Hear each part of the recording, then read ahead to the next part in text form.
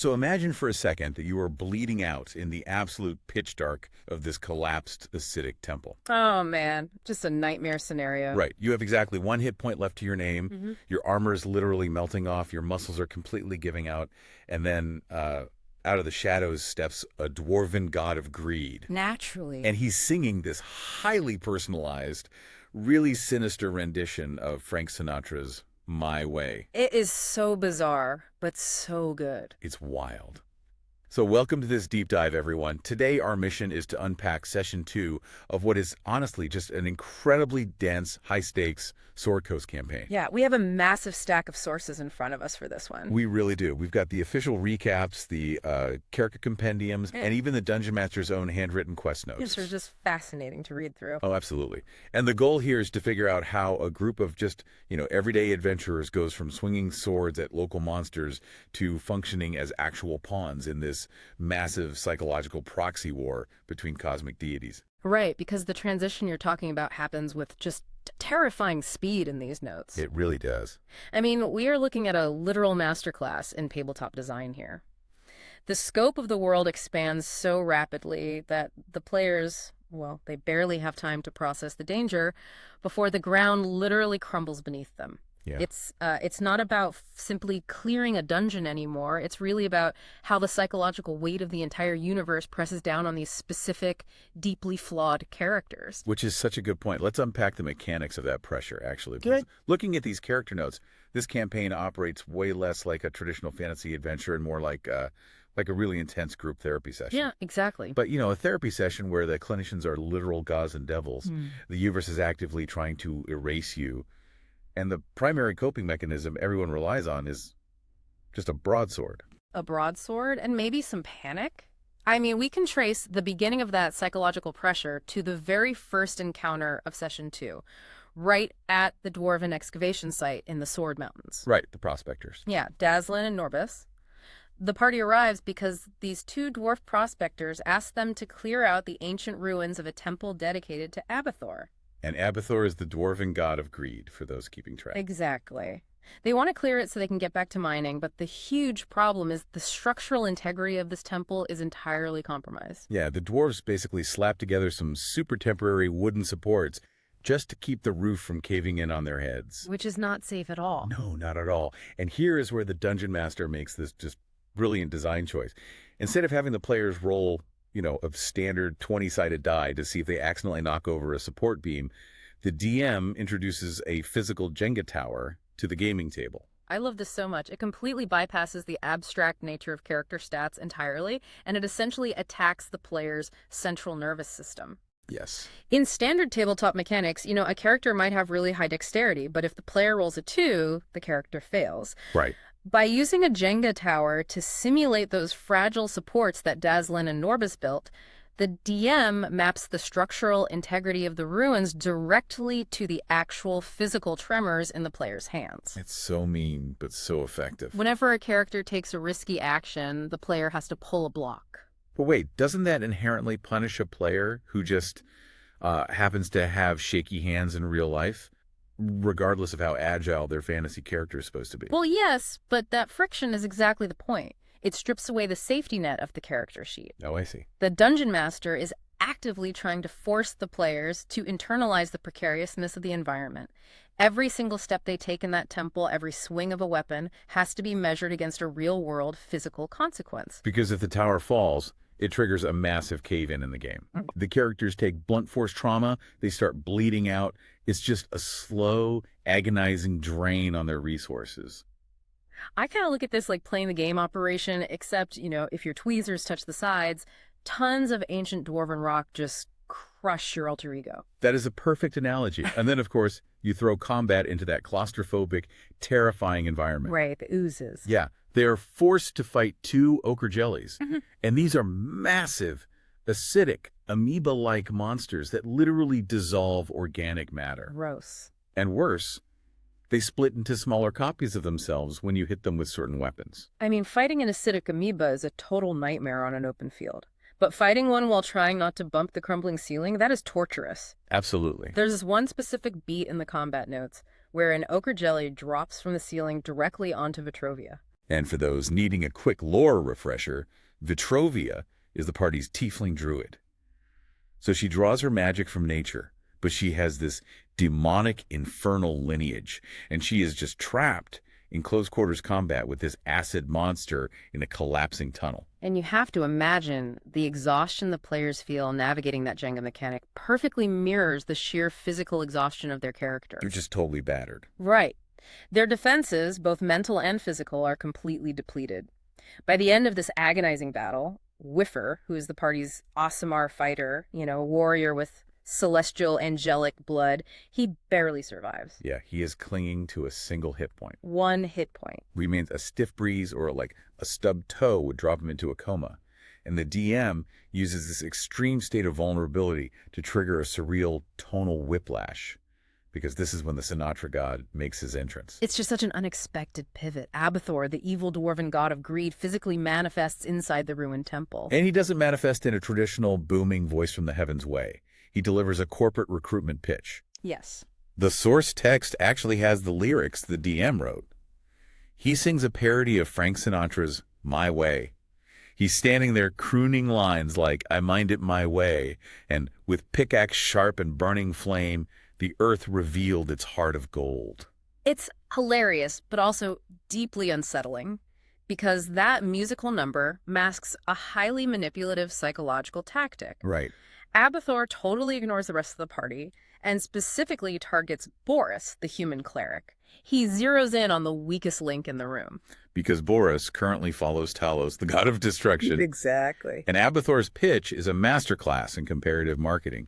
He basically tells Boris, look, I know you work for the destruction guy, but consider my offer. I am the lesser of two evils. It's a very compelling argument, honestly. Yeah, he promises immense, unimaginable treasure, and his primary selling point is literally just that he doesn't demand sentient sacrifices the way Talos does. See, Abbathor is taking advantage of the celestial and infernal chessboard cosmology of this specific campaign setting. Explain that a bit more.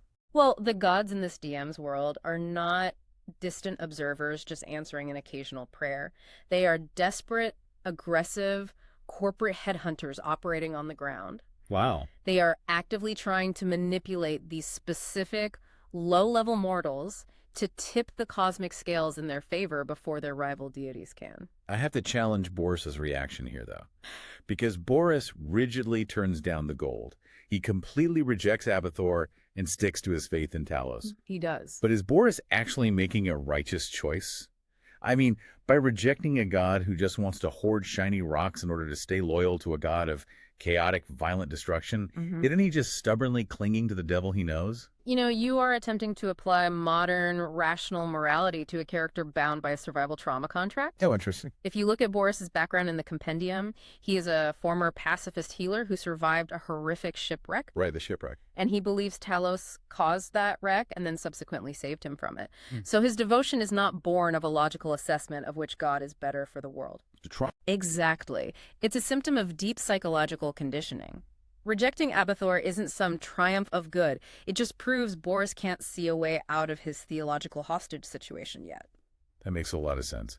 And meanwhile, while Boris is spiraling into this heavy crisis of faith, Whiffer is still just sitting there at one hit point. Yeah, poor Whiffer. He sat out the post-combat exploration because he's too fragile to even move, so he decides to take a nap on a nearby altar. Bad idea. Very bad idea. Abbathor gets deeply offended by this mundane act of disrespect and issues this petty minor smite on Whiffer simply for sleeping on his blood-stained altar. It really highlights the dual tone the DM is weaving. You have this high-concept cosmic drama standing shoulder to shoulder with mundane slapstick reality. Yeah, it's very funny. Whiffer getting smote for napping provides a brief moment of levity, but that humor totally evaporates the moment the party leaves the excavation site. Oh yeah, the transition back to the outside world is chilling. They leave the mountains and they encounter a small group of 5 orcs. The party easily dispatches them, but as the last orc bleeds out, they hear him pray to Talos for salvation. And for Boris, hearing an enemy of civilization pray to his own deity is just a stark omen. It's a wake-up call. It's a brutal reminder that Talos is actively empowering the factions trying to burn the Sword Coast to the ground. This small encounter sets the ideological stage for what they discover when they finally return to their home base, the frontier town of Phandalin. So they walk into Phandalin, right? expecting a safe haven, a place to rest. Yeah. And instead, they find an old man with an eye patch standing dead center in town. Yeah. And the source notes explicitly state this man speaks with the terrifying gravitas of Bane, the god of tyranny. So this is not just a local eccentric. This is the avatar of Talos himself, delivering a terrifying manifesto to the townsfolk. And the manifesto is wild. Yeah. The old man lays out this radical environmental ideology. He argues that human settlement inherently ravages the earth. Right. He claims that centuries ago, when Phandalin was originally wiped out by an orc horde, it was actually a restorative ecological function. He calls it a new beginning. Talos presents a deeply provocative stance here. Yeah. He basically views the existence of this fragile frontier town, the woodcutters, the miners, the families trying to scrape by, as a parasitic blight. That's his exact framing. He tells them the destruction of a storm leads to a new beginning, classifying his impending wrath as a cleansing wildfire.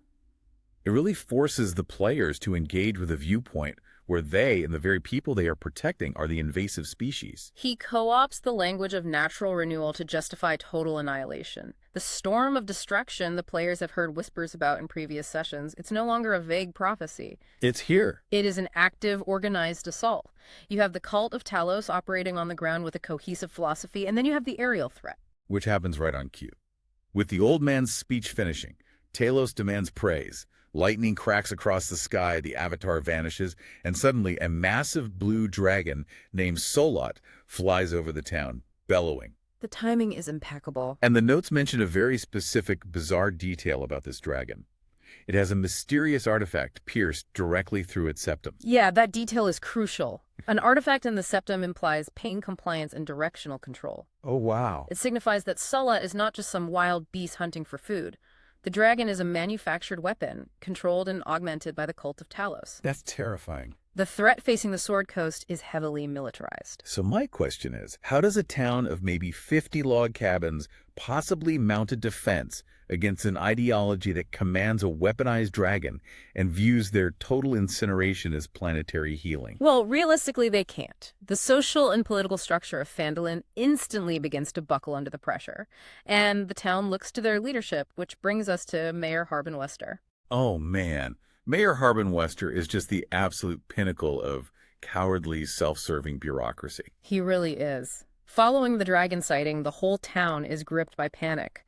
Wester steps up to the podium, but his only solution is to pass the buck. Classic. He literally points to the battered, bruised adventuring party that just walked into town and promises the terrified citizens that these specific individuals will solve the dragon problem. He tells the party to travel to a place called Nomengard.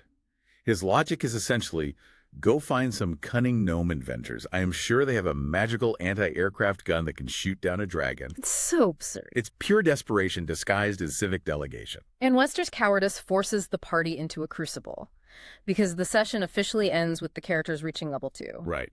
Now, in a traditional campaign, reaching level 2 is a triumphant moment, right? Yeah. Lots of high fives and upgraded abilities.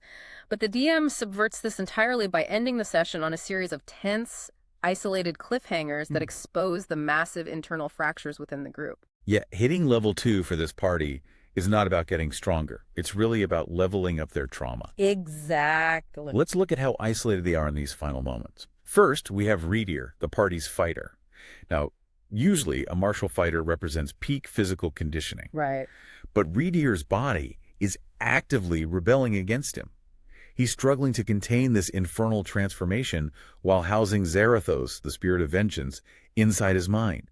He is standing outside the mayor's office, physically fraying at the edges, just waiting to collect his reward money. Radier's is a ticking time bomb of infernal energy. His conflict is entirely internal. He can't even ask his party for help because his very soul is mutating. It's so tragic. And then you have Vitrovia. Instead of resting after almost getting digested by an ochre jelly, she takes the loot they found in Abbathor's temple. Oh, this part. The gemstones, the ceremonial knife, and the god's holy symbol. And she sneaks off to the miners' exchange to meet with Halia Thornton. Which is a huge deal. Yeah, because Halia is a known agent to the Zentarum. For anyone unfamiliar, the Zentarum operate like this shadowy syndicate, like half mafia, half mercenary network. Vitrovia is playing a highly dangerous game of faction politics here. By bringing divine artifacts to a shadow syndicate, she prioritizes secret, potentially compromised alliances over the immediate survival of her group. She really is. She's basically opening a back door for the Zentarum to exert influence over the entire party. Which I'm sure won't backfire at all. Yeah. And finally, we return to Boris. He retreats to the local Shrine of Luck to process the sheer amount of ideological whiplash he experienced today. He's had a rough day. Very rough. He's thinking about the orc praying to Talos, the old man's apocalyptic speech, his own rejection of Abbathor. And as he sits there, the goddess Timora, the deity of luck and good fortune, suddenly appears to him. And the session just cuts to black right as Timora appears. Such a cliffhanger. It sets up a massive crisis of faith. What these individual cliffhangers reveal is that the blue dragon in the sky is honestly the least of their worries. The true existential threat is their divergent backgrounds and hidden agendas.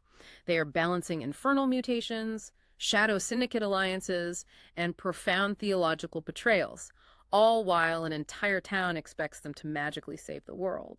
Every single choice they make is pulling them deeper into this divine proxy war. I mean, Session 2 takes a standard low-level fetch quest, go to a mine, clear out some oozes, and morphs it into a psychological meat grinder. It really establishes the central rule of this campaign, which is that every piece of loot you pocket, every deity you speak to, and every crumbling wall you touch carries massive, unavoidable narrative weight. The DM never even lets the players leave the starting zone, yet manages to escalate the stakes to a global apocalyptic level. The screws are turning on these characters from every possible angle. And we see that mechanical manipulation most clearly in one final, deeply provocative piece of lore pulled straight from the compendium notes regarding Whiffer. Ah, yes, the prophecy of the fused soul. We know Whiffer is tied directly to this prophecy. His very soul is divided.